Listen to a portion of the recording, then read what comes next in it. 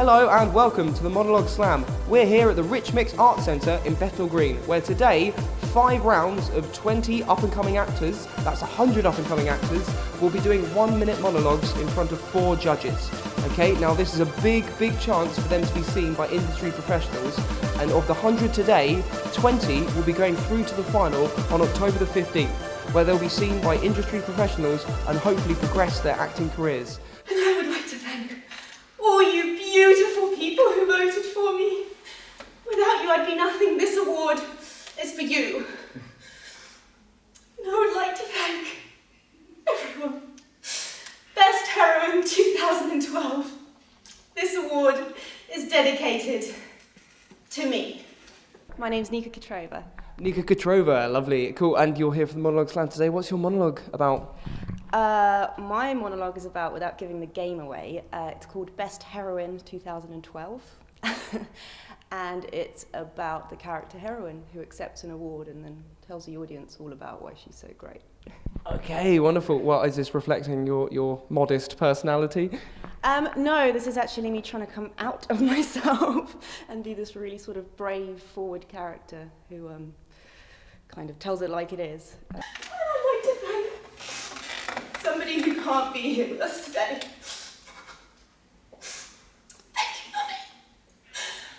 Best of luck to you. Compose yourself and good luck. She's been to Greece, Rome, Corfu. They even went to America once. That was nice. Just then, my wife, my kids, and him. Alexander Kiffin, and you're here doing the Monologue Slam today. You nervous? Mixed emotions. I've got it all settled in. I'm nervous, but at the same time, I'm controlling the nerves. It's not right, is it? I never cheated on her. I never hit her. I just bored her. I think it went well, but obviously I don't know until they make their decisions. But yeah, I'm glad that I'll get it out of the way. Cool, brilliant. What would it mean to you to be selected to go through to the final? Oh, it means a lot to me, obviously, because I've been to previous shows and I've seen how it works and stuff. So it'd be a nice event for me to go and show what I can do and to show everyone that my talents, and do you know what I mean? Given the more of a chance on a bigger scale, wider scale. Cool, well, best of luck to you, Alex, and yeah, good luck, man. Afraid to look, yet needing to see. Not wanting to move too closely, lest they breathed in the damaged air of our lake, which hung about us like a wayward halo. Maggie Kilcoyne, and are you nervous, Maggie Kilcoyne? Not really, I'm kind of excited. Cool, what's your monologue about? It's from The May by Marina Carr, and it's a character called Millie, and it's quite a dramatic piece. One of those throwaway conversations that only become significant with time, the May had said that she wanted to be buried in blue.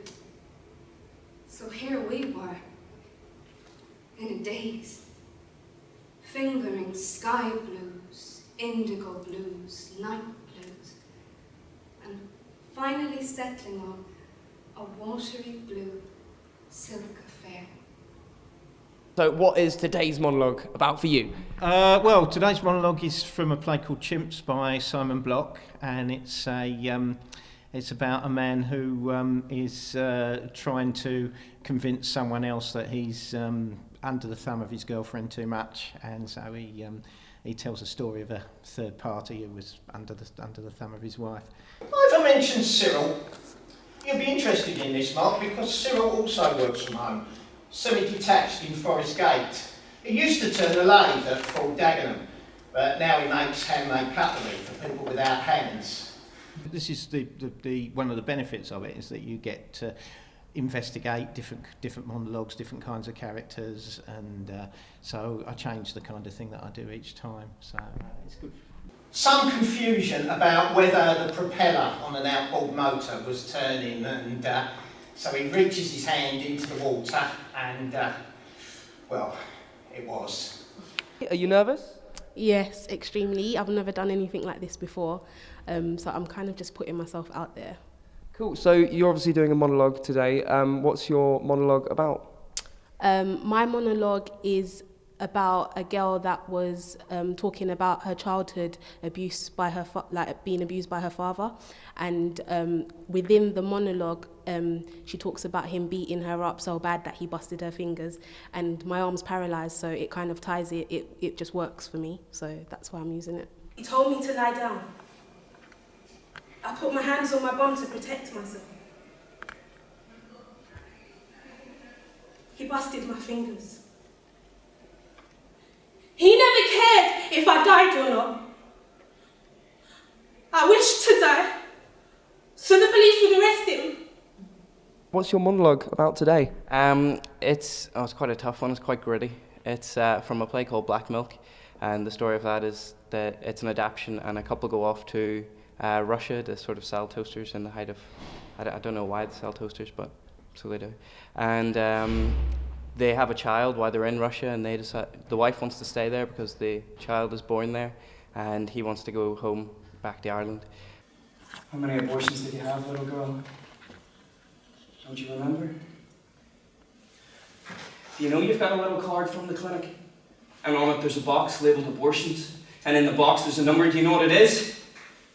Double figures, that's how it is. 12 or 13, remember that. And now you're the fucking saint! And what would it mean to you to make it through to the final? I always think that it's progression, so getting through this stage I think shows that I'm capable of achieving, and then getting to the final as well, and just even being amongst people that can achieve that, I'd feel grateful, really. Oh, brilliant. Well, best of luck to you. When I was in the hospital with David and he'd lost his sight, he put his fingers on my face to remember me. He touched my eyes and my mouth. His hands would trace my profile over and over again. I hated his fingers on my face. I hated the smells in that room. I hated that he was gay.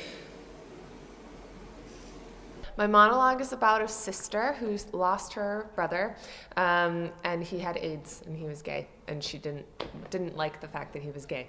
So that's what it's about. It's very deep. And yet I loved him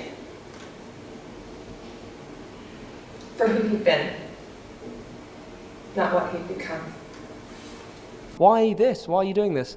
Because anything as an actor, to give yourself exposure is what it's your job to do, because it's not an easy profession, and if you just sit at home and wait for it to happen, it'll never happen. But if you go out and try and do as much as you can, then it will eventually. And if you want to keep up with the Monologue Slam, the final will be held here at the Rich Mix Arts Centre on the 15th of October. So if you fancy coming down, then you're welcome to. Do it. Cool. Thanks very much for watching. Bye!